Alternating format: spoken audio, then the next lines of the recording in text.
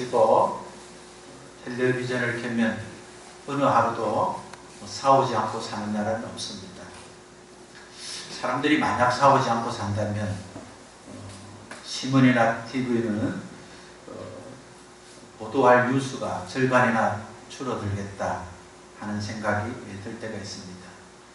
뉴스를 보면 대부분 돈 문제, 또 관계 문제, 감정 문제, 정치 문제, 이런 문제들을 어떻게 싸웠고 또 어떻게 되었고 또 어떻게 될 것인가, 그런 문제를 다루고 있습니다. 어떤 사람은 싸움을 하다가 때리기도 했고, 어떤 사람은 싸우다가 도망가기도 했고, 어떤 사람은 심지어 싸우다가 죽이기도 했다. 왜 그랬을까 하는 것을 집중적으로 다루는 채널들이 시청률이 높아가고 있습니다. 그것은 세상만의 것이 아닙니다. 신문과 텔레비전을 켜지 않아도 우리 가까운 우리 자신과 우리 주변을 살아봐도 싸우지 않고 사는 사람은 없습니다. 다른 사람을 볼 때 뭐 그까짓 가지고 싸우느냐 그렇게 하지만, 그러나 정작 자신에게는 그 문제가 힘들고 결코 작은 문제가 아니기 때문에 싸울 수밖에 없고, 또 싸워야 하고, 또 분노하고, 또 아파하면서 살고 있습니다. 어떤 분은 우리 집은 싸움이 없습니다. 우리 부부는 싸우지 않습니다. 그렇게 말씀하는 분들이 있습니다. 정말 그런 집이 있다면 축복받은 가정이지요. 그런데 제 생각으로는 정말 한 번도 싸우지 않는 것은 문제가 있는 것은 아닌가, 이런 생각을 지울 수가 없습니다.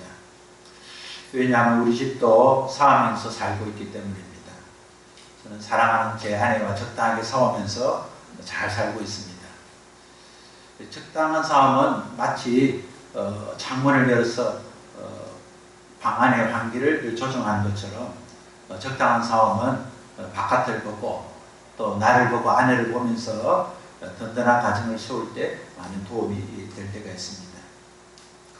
우리가 살면서 음식을 잘 맞는 식당에 가서 잘 차려진 음식을 먹을 때가 좋지만, 어떨 때는 서툴지만 집에서 부산하지는 음식을 만들어서 먹는 것도 행복합니다. 원칙대로 싸우지 않고 사는 것도 좋지만, 그렇다고 여러분이 싸운다고 해서 하나님의 큰 죄를 지은 것처럼 하나님 제가 싸웠습니다 하고 죄책감을 들고 부담감을 가지고 살 문제는 아니다, 그런 생각이 듭니다. 싸움이 이렇게 적당하게 싸워서 적당히 끝나면 좋지만, 심각하게 되는 것은 싸움을 제대로 해보지 않아서 싸움을 시작하면 이 싸움이 왜 하는지, 어떻게 좋은 결론이 있는지, 이 싸움을 해서 내가 받을 것이 무엇인지를 좀 생각한다면 그렇게 싸우지 않습니다. 또 싸우다고 하더라도 적당한 선에서 끝나게 됩니다. 부부싸움은 한 사람이 이기려 하면 끝나지 않습니다. 언제나 공동 성장 목적이 되어야 됩니다. 내가 시비를 걸고 또 상대가 나를 시비를 걸어도 우리의 싸움은 한 사람이 이기지 말고 우리가 공동 우승을 해야 된다. 그래서 적당한 선에서 타협하고 적당한 선에서 양보해서 공동 우승을 하면, 싸우고 나면 다 승자이기 때문에 기분이 언짢지 않게 되는 겁니다. 싸움이 약화되어서 가정에 어려움이 생기고 삶에 어려움이 생기는 것은 꼭 한 사람이 이기고자 하는 그 생각 때문에 그렇습니다. 지르고 싸우는 사람이 어디 있겠습니까? 어떤 경기에든지 싸움에 출전한 선수는 단순한 그냥 연습 같은 경기라도 이기려고 하지, 이번에 한번 치자 이러고 싸우는 선수는 없습니다. 어떤 경우든 어떤 조건이든 한번 경기를 시작하면 이기고 말겠다는 그런 생각으로 경기를 하죠. 여러분 일상에서 싸우는 원인은 뭡니까? 그것을 한 단어로 요약하면 위기 때문에 그렇습니다. 위기는 순조롭게 잘 되던 일이 갑자기 악화된 상황을 위기라 그렇게 합니다. 그렇게 하면 이렇게 잘 될 줄 알았는데 느닷없이 어떤 일로 인해서 악화된 상황이 되면 사람이 예민해지는 것이죠. 위기는 어려운 고비입니다. 위기는 어려운 문제입니다. 위기는 내가 감당하기에는 너무 큰 문제로 내 앞에 서 있는 것입니다. 그렇게 되면 예민해집니다. 위기가 드는 순간, 내 마음에 위기가 찾아왔다 생각하는 순간 어떤 사람의 행동을 보면 불만스럽습니다. 저 사람이 저 말이 나에게 위기를 주었고, 저 사람이 저런 행동이 나에게 위기를 주었고, 오늘의 우리 가정이 이렇게 된 것은, 위기가 초래된 것은 아내의 잘못 살았던 살림, 남편의 부적절한 행동, 가족들이 협력이 안 해준 일들, 온 가족이 믿음으로 바로 서지 않은 일이라 하면서 이제 예민해지기 시작하는 겁니다. 저와 여러분은 위기를 만날 때 예민해질 수밖에 없습니다. 위기가 왔다는 것은 어떤 문제가 생겼다는 것입니다. 위기는 분명 문제입니다. 그러나 어떤 사람에게는 위기를 어떤 문제로 생각하지 않고 어떤 기회로 생각하는 사람들이 있습니다. 오늘 똑같은 위기를 맞을 때도 큰 문제지만 이 큰 문제는 내가 큰 일을 할 수 있는 기회다, 이렇게 생각하는 사람이 있는가 하면 나는 해결할 수 없다. 이건 나가 아닌 나를 둘러싸는 사람들이 사람을 고치지 않고는 해결할 수 없다, 그런 사람들이 생기게 되는 겁니다. 성공과 실패는 마치 사거리의 중심에 있는 길목처럼 어디로 가야 될지 갈 곳을 잃어버리고 선택할 수 없는 그런 기로에 있는 거나 같습니다. 사람이 성공하는 사람, 실패하는 사람은 동일한 선에 서 있을 때가 있습니다.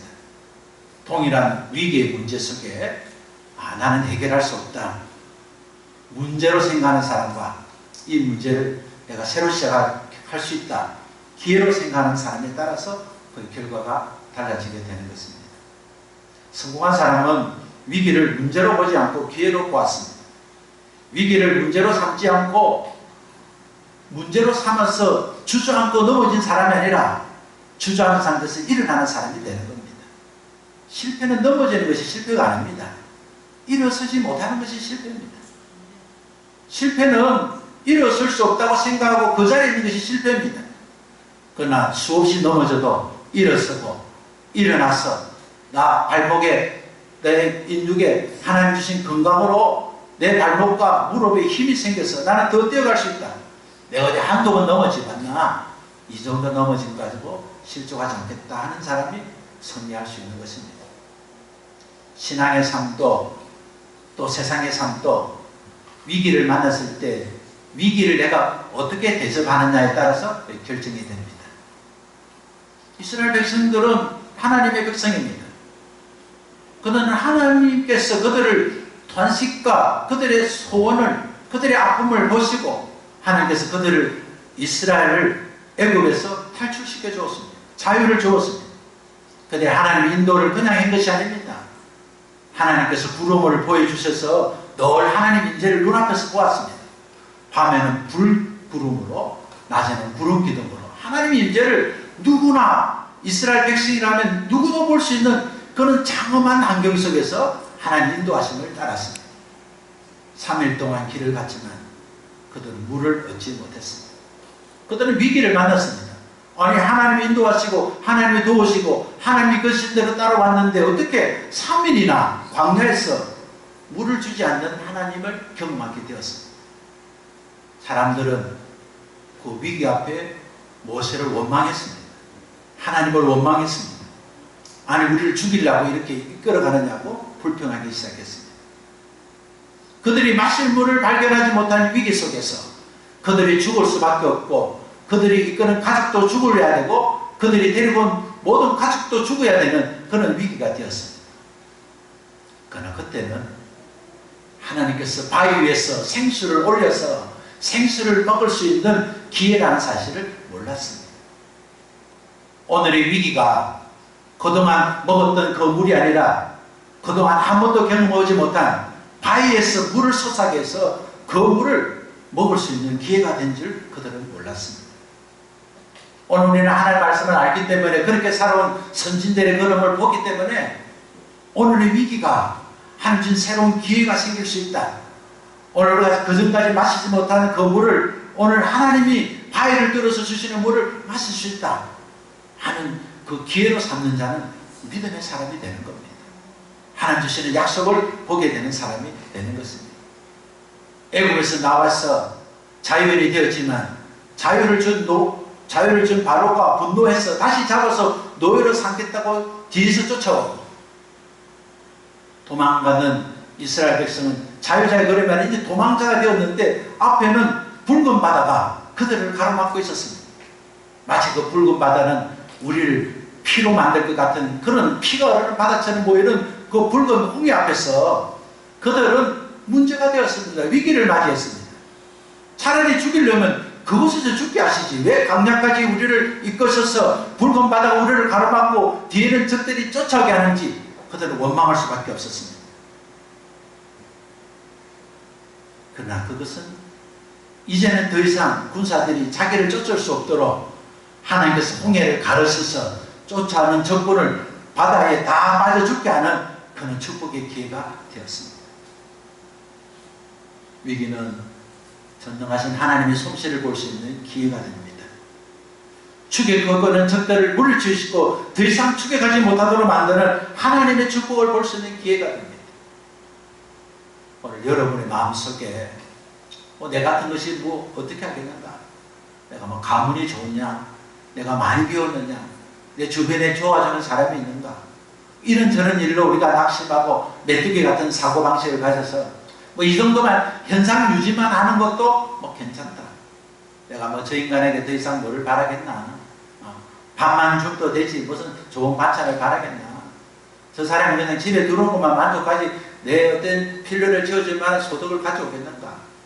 이런 생각, 저런 생각이 들어서 여러분이 위기라 생각할지 모르지만 하나님께서 나를 붙드시고 내게 은혜를 베풀어 주시고 함께 하시기 때문에 오늘 저 부족한 환경을 오늘 부족하다고 생각하는 저 삶을 하나님께서 새로운 삶으로 주시는 못한 부분이 있기 때문에 잘하면 확실히 분별할 수 있도록 가난했기 때문에 부유가 뭔지를 확실히 분별할 수 있기 때문에 약함을 알기 때문에 강한 게 무엇인가를 분별할 수 있는 하나님의 기회라 그렇게 생각하고 오늘의 위기를 내가 먹고 말겠다 하는 그런 의식을 가진 자는 새로운 삶을 가게 되는 것입니다. 어떤 사람의 위기는 절망이지만 어떤 사람의 위기는 소망이 됩니다. 우리가 여러분 어려운 일들을 직면할 때 여러분은 그 문제를 풀기 전에 마음의 태도가 중요한 겁니다. 현대 의료 수준은 정말 최첨단의 수준입니다. 어려운 수술, 사람이 수술하면 긴장될 수밖에 없어 긴장하면 좋은 결과를 얻을 수 있는 수술은 이제 로봇이 수술을 합니다. 로봇은 감성이 없기 때문에 딱 주어진 프로그램에 따라서 주어진 환부를 수술합니다. 최근에 만들어진 의료기술들과 의약품들은 어떤 병도 치료할 수 있는 그런 조건을 갖춰가고 있습니다. 이제는 어떤 암들도 불치의 암들은 없을 만큼 조기에 발견하면 다 치료할 수 있다고 그리고 호언장담하는 시대가 되었습니다. 여러분 아무리 최첨단 의료기술이 있어도 환자가 나는 죽는다고 하는 사람은 고칠 수 없습니다.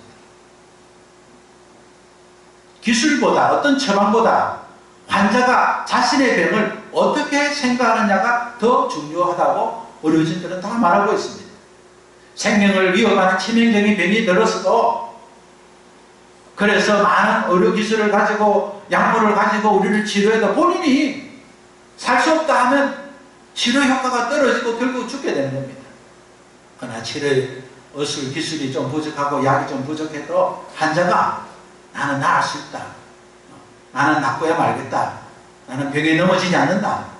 이렇게 신념을 가지고 긍정적인 마음을 갖고 특히 그리스도에게는 그리스도께서 나를 고쳐주신다는 그 확신한 믿음을 가지면 주께서 우리의 믿음을 보시고 우리의 아픔과 인학을 고쳐주시게 되는 것입니다. 절망의 상태, 병들어 죽어가는 상태, 오늘 우리 여러분의 가정과 삶이 죽어가는 환경이 됐을 때 가장 중요한 것은 여러분의 생각입니다. 내가 어떤 생각을 하느냐. 나는 반드시 나을 수 있다. 나는 반드시 승리한다. 나는 이런 문제를 기적의 삶으로 바꾸고 말겠다는 생각을 가진 사람은 하나님께서 그 가정을 축복하게 되는 겁니다. 가난한 환경 속에서 태어나고 성장한 사람들의 문제를 해결하는 것은 한 조각의 빵과 한 움큼의 물이 아닙니다. 오늘 여러분이 가난한 사람을 도와주는 것은 그 사람이 먹는 빵을 주고 물을 주는 것만이 그를 돕는 것이 아닙니다. 그는 빵과 물을 먹을 때마다 내가 맨날 이렇게 얻어먹다가 그 사람이 나에게 공급하자면 나는 죽겠구나 하는 절망에 빠질 수 있습니다. 내가 매일 얻어먹는 거지처럼 살아야 되느냐고 절망에 빠질 수 있습니다. 그러나 방조각이 좀 부실하고 물이 좀 부족해도 그 사람에게 소망이 있다면, 내가 비록 얻어먹는 빵을 먹고 내가 공급받는 물을 마시지만 나는 이제 힘을 얻고 일어나서 나는 그런 사람을 도와주고 가난한 사람을 도와주고 그런 사람이 되겠다는 소망을 가진 자든 그 빵과 물이 아프지 않는 것입니다. 여러분이 지금 넉넉한 삶이 된다더라도 소망이 없다면 여러분은 가난한 사람입니다. 하나님 원하는 믿음의 가난한 사람이 아니라 여러분은 소망 없는, 저는 가난한 사람이 되는 것입니다. 우리의 삶을 지탱해 주는 것은 오늘 여러분의 통장에, 여러분의 잔고에, 여러분이 갖고 있는 그런 권력과 실력이 아니라 오늘 여러분의 삶 속에 내가 어떤 문제 앞에 절망하고 있는가, 소망하고 있는가에 따라서 여러분의 미래와 여러분의 인생이 결정나게 된다는 것입니다. 오늘 절망의 순간에도 뭔가 새로운 기회가 오겠지 희망을 갖는 사람은 오늘을 견딜 수 있습니다.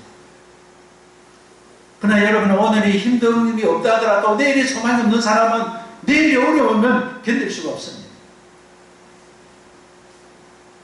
어떤 부분은 좋은 결혼 생활을 하기 위해서 싸운다고 합니다. 아내를 저대로 두면 좋은 가정이 될 수 없기 때문에 어떻게 하든지 아내를 버릇을 고쳐야 좋은 부부가 되고 좋은 가정이 되기 때문에 눈을 마주칠 때마다 아내를 원망하고 아내의 잘못을 지적하고 당신 그거 고쳐야 된다고 그렇게 하는 부부가 있습니다. 아내는 남편에게, 남편은 아내에게 당신 다 좋은데 이게 문제야. 이것만 고치면 하나님 우리 가정을 설 수 있어. 직장에 나가면 상사는 직장을 위한다는 이유로 동료에게, 부하에게, 또 오히려 상사에게도 이걸 고쳐야 됩니다. 이것만 하면 우리 직장이 좋습니다. 다 잘 되기 위한 명분으로 싸웁니다. 그래서 여러분이 너무 싸움이 많은 데는 싸움 현장에 가고 싶지 않습니다. 집 일찍 가면 아내가 싸움을 걸 것이고, 직장에 일찍 가면 직장에서 싸움을 걸 것이고, 친구를 만나도 싸움을 걸 것이니 그냥 문을 닫고 집에 있는 게 낫겠다 그렇게 생각합니다. 싸움에 노출이 됐기 때문에 피해를 보지 않으려고 늘 방어 자세를 하고 살아가야 됩니다. 조금만 방심하면 피해를 보기 때문에 방어의 기술이 늘어서 어떤 공격도 방어하는 기술이 늘게 됩니다. 그러나 방어를 잘하면 다치지는 않지만 점수를 얻을 수 없습니다. 내일을 위한 삶은, 믿음의 삶은 오늘의 적들에게 방어하는 기술을 연마하는 것이 아니라 오히려 공격하는 기술을 연마해서 적이 나를 공격할 수 있는 기회를 주지 않고 내가 오히려 적을 공격해서 승리하는 그런 기술을 우리는 연마해야 하는 것입니다. 시합을 잘하기 위해서는 방어 기술을 배워야 되지만, 그러나 방어를 많이 한다고 점수는 결국 따지 않는 것입니다. 오늘 여러분의 가정에 적들이 공격을 하고 여러분의 삶들의 적들이 공격할 때 방어하기만 급급하지 말고 분석해서 어떻게 하면 저 적을 이길 수 있을까 하는 일에 여러분의 삶을 들을 수 있는 시간을 가져야 됩니다.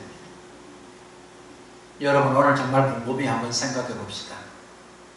정말 여러분이 힘든 삶은 어디에 있습니까? 여러분이 정말 생각을 모으면 여러분이 정말 힘든 삶은 여러분 겉으로 드러난 삶이 아닙니다. 우리의 모든 힘들고 어려운 삶은 우리의 생각 영역에서 싸우는 싸움입니다. 우리가 우리 마음에, 우리 생각에 우리가 늘 싸우고 있습니다. 우리의 삶은 잠시 진행되다가 끝나기도 하지만 어떤 삶은 몇 시간 동안, 어떤 삶은 며칠 동안, 어떤 삶은 몇 년 동안, 어떤 삶은 수십 년 동안 계속 그런 삶을 하고 있습니다. 결혼할 때 남편이 섭섭했던 그 사건을 아직도 여러분 싸우고 있죠? 어떻게 그 인간이 그럴 수가 있는가? 아이가 이제 30이 되고 결혼을 했는데 여전히 그 생각 속에 어떤 문제가 생기면 그것이 내 마음에 자리 잡고 있었어. 그래, 내가 그럴 줄 알았다. 30년 전에 그때 알았지. 그때 그 인간을 내가 고쳐야 되는데 계속 30년이 지나도록 여러분 생각 영역에서 그대로 남겨두고 그것 때문에 괴로워하고 그것 때문에 힘들어하고 하루 종일 그 생각 때문에, 수년 동안 그 생각 때문에 그 싸움에서 늘 방어만 하고, 그래서 그걸 이겨버려서 싸움아 떠나가라. 이미 세월이 지났는데 이미 삶이 바뀌었는데, 이미 내가 주인이 아니고 주님이 되셨는데, 내가 그것까지 계속 붙들고 있을 필요가 뭐였어? 그래서 내게 덕이 되는 건 도대체 뭐야? 내가 왜 이렇게 살아? 하고 그걸 청산해야 되는데, 방어하는 것만 급급해서, 그래, 인간 한번 두고 보자 하면서 이제 방어만 하고, 그렇게 되기 때문에 저걸 이길 수는 없고 맨날 공격 기술은 없어지고 방어 기술만 살아가야 되는 것입니다. 사람이 위협적인 상황에 처하거나 절망적인 상황에 처했을 때 이 해결하는 문제는 두 가지입니다. 한 가지는 자신에게 생기는 문제를 저주하는 겁니다. 너무 긴장할 때 이런 욕을 좀 하면 도움이 됩니다. 욕을 해라는 것은 아닌데 너무 막 긴장하고 이러면은 욕을 한번 하는 거예요. 에이, 여러분, 이러면 힘이 조금 납니다. 어떤 사람은. 그래서 참 내가 욕을 할 수 있겠나 이런 사람은 이 욕을 번호로 적어가지고 가장 강렬한 욕 1번, 그 다음 10번까지 해서 에이 4번아 이렇게 해서 자기만 알죠. 뭐 그렇게 하는 사람도 있다고 합니다. 어떤 문제를 저주하는 겁니다. 아, 이렇게 된 것은 남편 때문이야. 이렇게 된 것은 아내 때문이야. 이렇게 된 것은 우리 아버지 때문이야. 이러면서 문제를 다 저주로 돌리는 겁니다. 이건 내 문제가 아니고 그 사람의 문제고 저 사람의 문제다. 그렇게 하면서 자신의 문제를 다 그렇게 돌립니다. 내가 왜 저런 인간을 만났지? 아이고 미쳤지. 그래도 두 번 만난다고 내가 왜 두 번을 만나줬을까? 왜 찻집은 왜 갔지? 아유 그때 집에 가야 되는데. 이런저런 생각으로 그때를 후회합니다. 아유 내가 눈에 빛이 왜 그랬을까? 아유 내가 같은 것은 이래 살아도 할 수 없지. 그때 그 시절을 생각하고 원망하고 저주하고. 그래서 이걸 이기기 위해서는 악을 품습니다. 두고 보자. 65살 되면 너는 헤어진다. 아들, 딸 결혼하는 날이 너는 이별하는 날이다. 이렇게 생각하면서 악을 이기려고 네가 악을 내한테 했으니 나도 악으로 갖겠다. 이렇게 살아갑니다. 한국에 요즘 50대와 60대가 다 그렇게 살죠. 달력을 보면서 동그라미치고 1년 반 남았다 인간아 하면서 자신에게 쏟아진 문제를 다 자신의 문제 자체로 아니다. 그 문제를 악으로 저주하고 하기 때문에 문제를 해결할 수 있는 길을 잃어버립니다. 문제를 더 이상 생각할 수 없습니다. 왜? 악은 계속 반복해서 성장하기 때문에, 분노는 반복해서 성장하기 때문에, 부정적인 생각은 계속 부정적으로 생각하기 때문에 모든 것을 부정적으로 생각이 됩니다. 이렇게 되면 문제를 맨날 꼭꼭 씹고 골똘하게 생각하기 때문에 문제 속으로 들어가지 못하고 문제 주변에서 있는 환경만 접근하기 때문에 문제를 해결하지 못합니다. 이런 방법이 보편적인 방법입니다. 두 번째 방법은 이런 문제들을 하나씩 나누어 보는 거예요. 여러분 어려운 수학과 과학을 풀어본 적이 있었죠? 어려운 문제를 딱 지냈을 때 내가 그 문제를 해결할 수 없으니까 문제를 내가 나눌 수 있는 것까지 나눕니다. 그 문제를 좀 작은 문제를 아주 작은 문제를 계속 나눕니다. 내가 이 문제를 해결하겠다. 여러분의 부부 간에 문제가 있으면 내가 저 남편의 이 문제를 해결해야 되겠는데 어떻게 할 건가? 정면으로 하면 안 되니까 그걸 10단계로 나누든지 20단계로 나눌 수 있으면 나눌 수 있는 대로 유익하게 되는 겁니다. 그래서 다 나눠보고 할 수 있는 것부터 하나씩 하는 겁니다. 이런 문제는 여러분의 인생의 모든 문제도 마찬가지입니다. 여러분이 위기를 만났을 때 위기를 푸는 문제는 간단합니다. 크게 보지 말고 작게 보는 겁니다. 어떻게 작게 봅니까? 작게 나누는 겁니다. 작은 문제를 여러 등급을 나누어서 작은 문제부터 하나씩 문제를 해결하면 결국 그 문제가 해결되는 것입니다. 아무리 나쁜 문제도 완전히 나쁜 것은 없습니다. 소망이라고 전혀 보이지 않는 것 같아도 그렇게 보면 하늘이 무너지는 같은 환경 같아도 그곳에 빛이 있는 공간을 만나게 되는 것입니다. 여러분이 먼저 오늘 큰 위기를 만났으면 먼저 부정적인 생각을 제거해야 됩니다. 부정적인 생각을 제거하기 위해서 뭐 어떻게 됩니까? 문제를 잘게 나누어서 그래도 여기도 하나 쓸모가 있을 거야. 살림을 못 사는 주부는 배추를 한 포기 사도 절반을 버리고 절반만 먹습니다.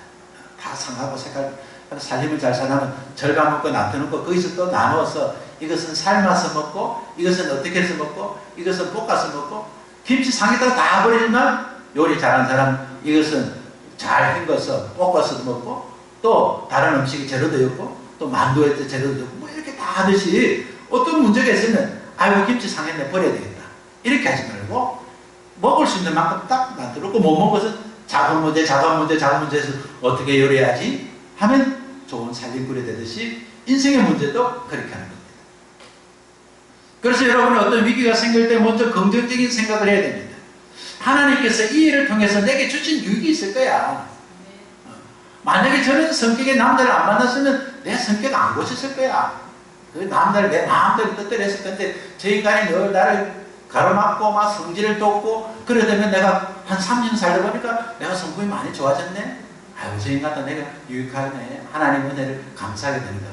좋은 점을 찾고 하나님 주신 은혜를 찾고 소망을 찾고 하다 보면 그 문제를 남은 문제를 해결할 수 있는 힌트를 얻게 되는 것입니다. 만족하고 사는 사람이 어디 있습니까? 직장을 가진 사람이 절반 이상이 자기 직업을 좋아하지 않습니다.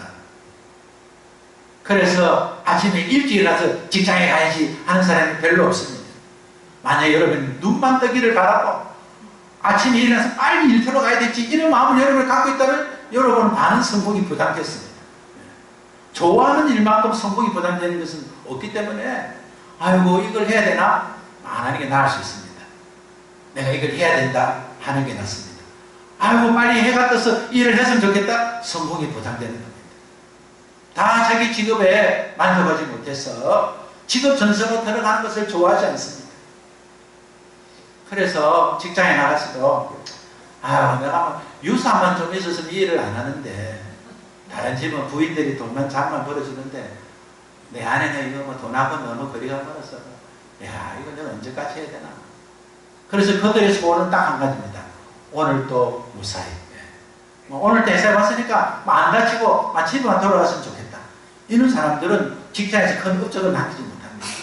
왜냐하면 무사하게 있다가 무사히 왔기 때문에 그렇습니다. 방어의 기술만 넣으면 그냥 오늘은 무사입니다. 오늘 막 상사한테 잔소리 안 듣고 동료들로 싸우지 않고 막 오늘 땡하고 왔으니까 되었다. 이런 사람은 큰 업적이 없죠. 그러나 자기 직업이 좋고 자기 직업을 위해서 사명감을 가지고 좋은 사람은 그 일에 막 골몰해서 집에 가라 하는데도 아유 조금만 더 있다. 좋으니까. 그러다 보면 새로운 기술을 발견하고 새로운 업적을 만나고 유능한 사람이 되고 하나님 주신 은혜가 무엇인지를 정언하는 기회를 갖게 되는 것입니다. 사람이 상대가 나는 못합니다. 아 그래요? 이런 것이 아니라 내가 할 수 있기 때문에 왜 못합니까? 못하는 이유를 한번 말씀해 보세요. 그걸 들고 또 그분에게 여러 가지 분석해서 나누어줘서 설명하고 그렇게 하면 위대한 업적을 남기게 됩니다. 여러분의 일상에서 여러분의 자신을 알고 여러분 주변을 보면 일도 환경도 조건도 힘들어서 그 일 때문에 위기함을 알기도 하고 몸에 여러 가지 질병을 겪기도 하고 참 스트레스를 받아서 이렇게 살고 싶어 이렇게 살면 되겠나 그런 생각을 가집니다. 바울은 믿음으로 살았지만 육체의 나약함이 있음을 인정했습니다. 그러나 바울은 육체의 원리를 따르지 않고 하나님이 주신 원리, 영적 원리에서 강력한 힘이 솟아난다고 그는 선포하고 있습니다. 바울은 세상의 힘으로 살지 않고 하나님 주신 능력으로 살았을 때 세상의 것을 가로막고 있는 악한 세력이 어떠한 성이라도 어떠한 경관보다 다 무너뜨리고 하나님의 놀라운 역사를 이룰 수 있다고 그는 증거했고 그는 우리에게 말씀해 주었습니다.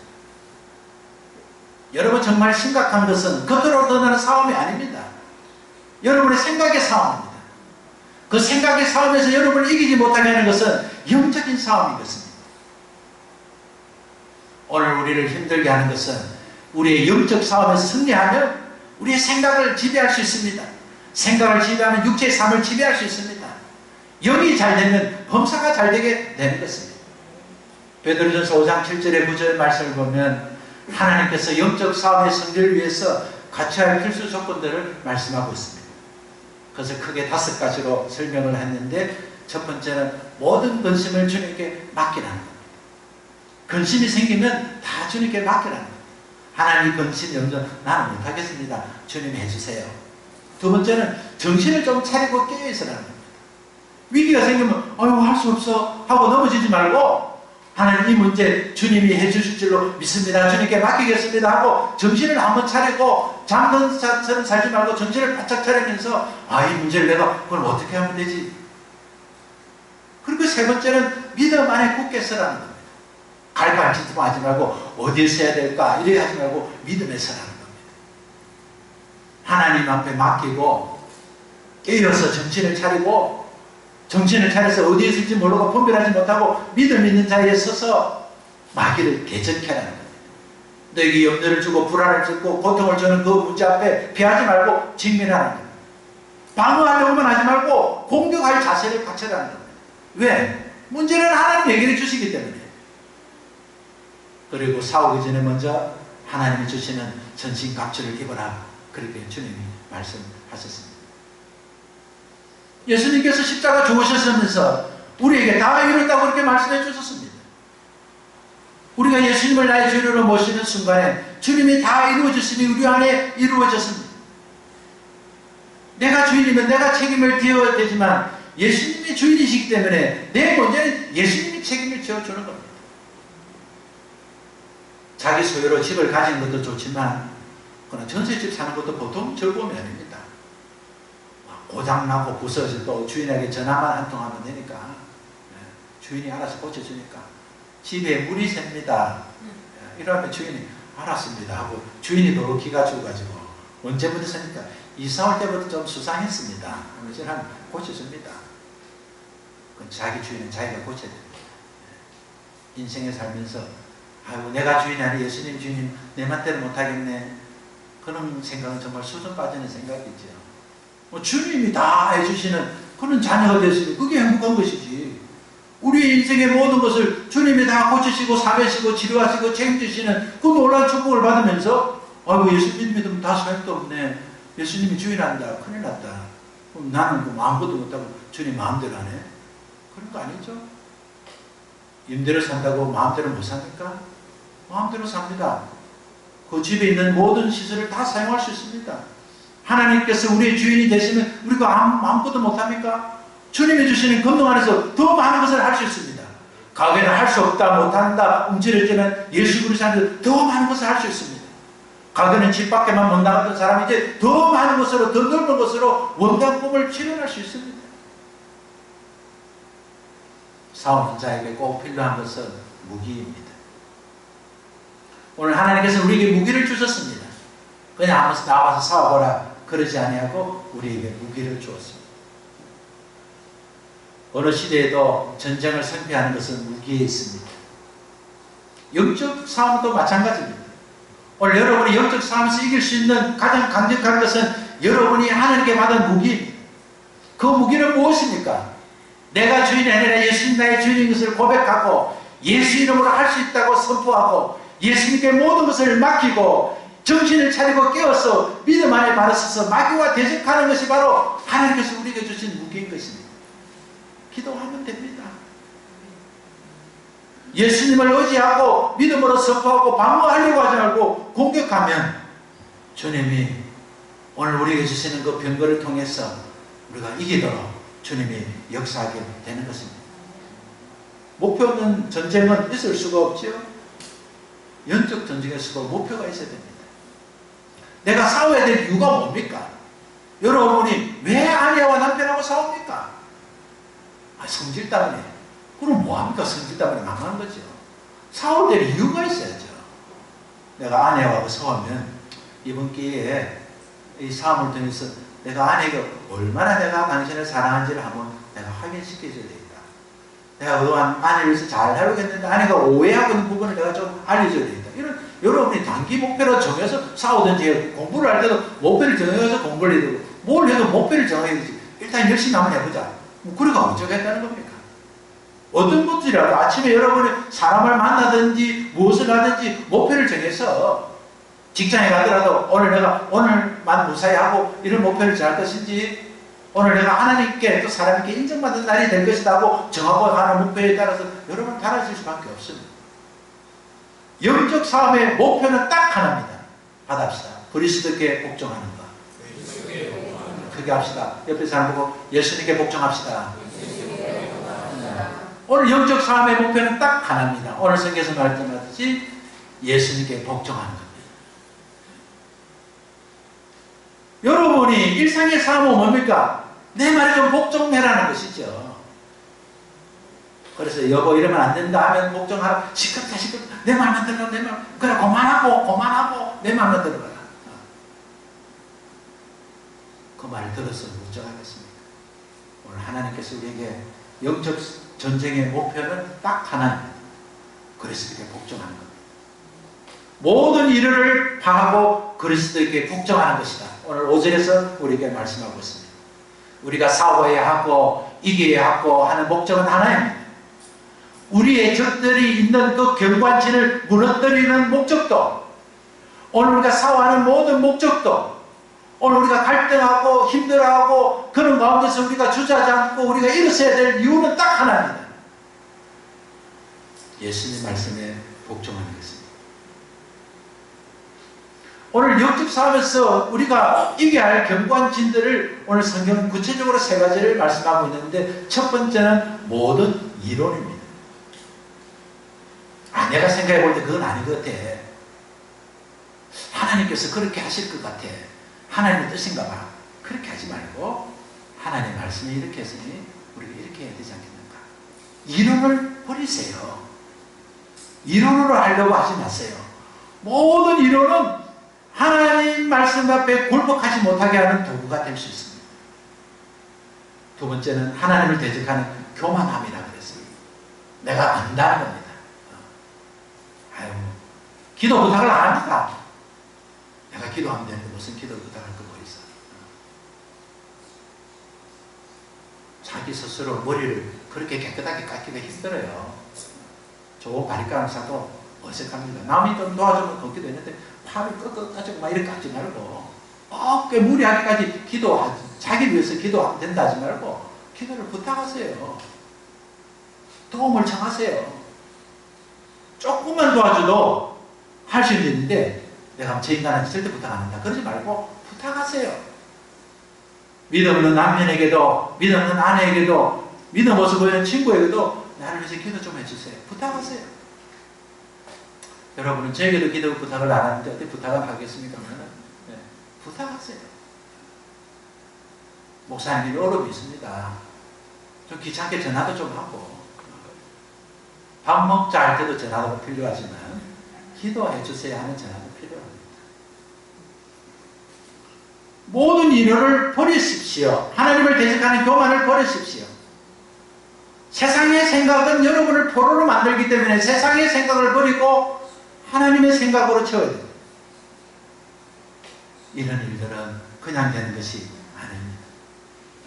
저는 며칠 전 페이스북에서 연습과 훈련이 다르다는 글을 읽게 되었습니다. 연습과 훈련은 이론적으로는 구별하기 어렵지 않지만 연습과 훈련은 다르다는 겁니다. 연습은 자기의 부족한 것을 채워나가는 것이 연습이라는 겁니다. 시합하는 선수들이 자기가 평소에 부족한 것, 복싱을 하든지 레슬링을 하든지 축구를 하든지 자기가 개인기에 좀 부족한 것을 내가 좀 보완하기 위해서 하는 것이 연습이라는 겁니다. 근데 연습을 많이 했다고 해서 시합에 이기지를 않는다는 겁니다. 왜냐하면 연습만 많이 하고 훈련을 안 해서 그렇다는 겁니다. 그럼 연습과 훈련이 뭔가 다른가? 연습은 긴장감이 없다는 겁니다. 뭐 좀 하다가 좀 안 되면 조금 쉬기도 하고, 연습이 잘못된 데서 지는 건 아니기 때문에 그냥 자기 환경에 맞대로 그렇게 자기의 부족함을 채운다는 거죠. 그러나 훈련은 시합의 상황처럼 똑같이 한다는 겁니다. 코치가 있고 또 자기 지도자가 있어서 마치 시합하는 것처럼 긴장감을 주고 공격해, 피해 이러면서 늘 훈련을 받았기 때문에 실제 시합에 나갈 때 그 훈련을 통해서 경기에 익숙할 수 있게 된다는 겁니다. 연습 때는 익숙한 장소에서 친근한 동료들과 간증 없는 편안한 마음으로 하기 때문에 성패가 결정되지 않는다는 겁니다. 집에서 이야기하는 거 잘 되는데 사람이 이야기하는 게 좀 어렵죠? 이야기 연습을 그래 많이 했는데 사람의 옷을 긴장감이 딱 생기잖아요. 몇 사람보다 많은 사람들이고 낯선 사람이고. 그러니까 낯선 환경 속에서는 어떻게 됩니까? 낯선 데 가서 훈련을 좀 받아야 되는 것이죠. 어떤 기업에서는 버스나 지하철 같은 데 가가지고 무슨 상품 하나 주면서 그걸 한번 팔아보라 뭐 그런 프로그램도 있죠. 일상에 살면서 훈련을 삼을 해라는 거예요. 여러분이 말씀을 듣고 그래 내가 연습해야지. 하나님 앞에 내 복종하겠습니다 하면서 연습만 하지 말고 훈련을 받으세요. 어떻게 훈련을 받습니까? 여러분의 삶을 실제 삶으로 만드세요. 하나님께서 오늘 실제로 주셨다. 감당하지 못한 이론적으로는 도전할 수 없는 일, 이 일을 맡길 수 없다고 생각하는 일을 하나님께 맡기십시오. 정신 차릴 수 없는 일에 정신을 차리십시오. 믿음에 굳게 서십시오. 하나님께서 나와 함께 하심으로 나는 할 수 있다는 믿음의 마음을 가지십시오. 예수님을 우리의 일상에 살면서 모시고 주님이 말씀하실 때마다 앞으로가 아니라 지금 주님이 나에게 감동 주시고 성경에 가르친 나에게 이끌어 주실 때 굴복하십시오. 하나님을 아는 것은 이론으로 아는 것이 아닙니다. 하나님을 아는 것은 경험만으로 아는 것이 아닙니다. 하나님의 말씀을 통해서 내 마음을 감찰하시는 성령의 도우심을 통해서만 알 수 있습니다. 오늘 우리가 성령님 나를 도와주세요. 성령님 나를 고쳐주세요. 성령님 나에게 힘과 능력을 주시고 나를 둘러싸는 이 견고한 짐들을 다 무너뜨려 주세요. 그렇게 우리가 기도하고 찬양하면 주님께서 우리를 도와주실 것입니다. 오늘 일상의 연습의 훈련으로 사용하지 말고 훈련받는 일로 사용해서 우리가 날마다 주님의 말씀에 굴복하는 믿음의 사람이 되어서 세상의 모든 환경이 우리 앞에 굴복하는 것을 보게 될 것입니다.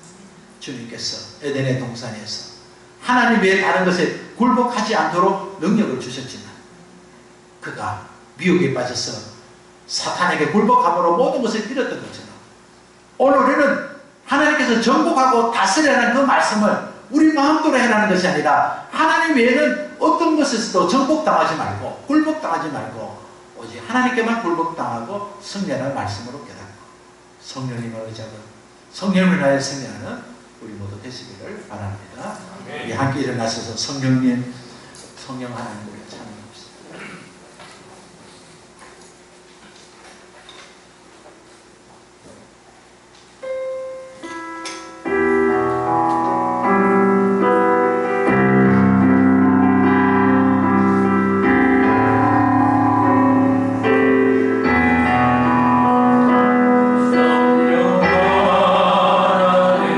나를 만지소서 사랑하고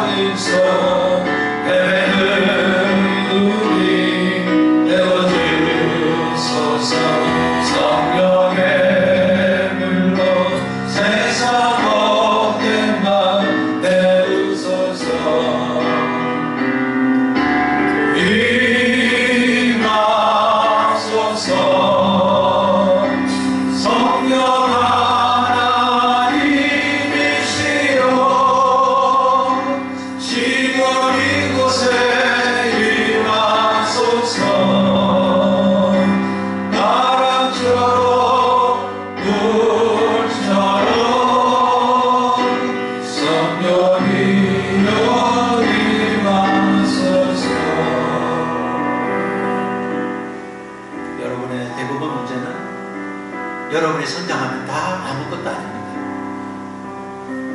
여러분이 정말 가난하지 않으면, 부유하면 가난의 서름이 다 없어집니다. 여러분의 몸이 건강해지면 아팠던 서름이 다 없어집니다. 여러분이 힘들고 어려운 것은 믿음으로 승리하지 못했기 때문에 그렇습니다. 영이 큰 자가 되면 육적인 것 아무것도 아닌 것처럼 보입니다. 정신적인 그런 아픔이 아무 아픔이 아닌 것처럼 보입니다. 여러분을 그렇게 힘들게 하는 남편의 문제가 정말 사소한 문제로 보입니다. 여러분을 그렇게 힘들게 하는 세상의 문제가 정말 아무것도 아닌 걸로 보입니다. 그 문제는 성령님의 도우심으로 가능합니다.